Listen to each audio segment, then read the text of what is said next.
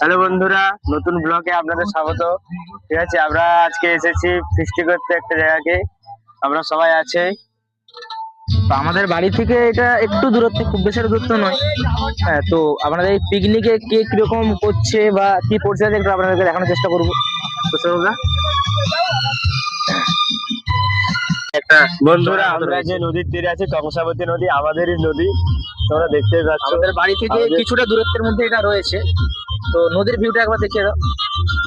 তো দুপাশ দিয়ে নদী চলে গেছে, তো মিডলে একটা চড়ার মতো রয়েছে, চরের বলতে মতো। গেলে মিনি দীঘা। হ্যাঁ, তো এখানে একটা ছোট গ্রাউন্ডের মতো রয়েছে।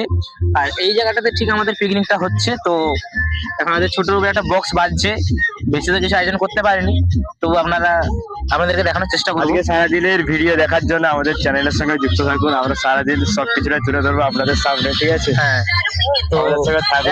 এখন আপাতত কিরকম পরিস্থিতিটা আছে সেটা আমরা দেখানোর চেষ্টা করছি। আয়োজন বা সেগুলো দেখতেই পাচ্ছ তোমরা, ঠিক আছে?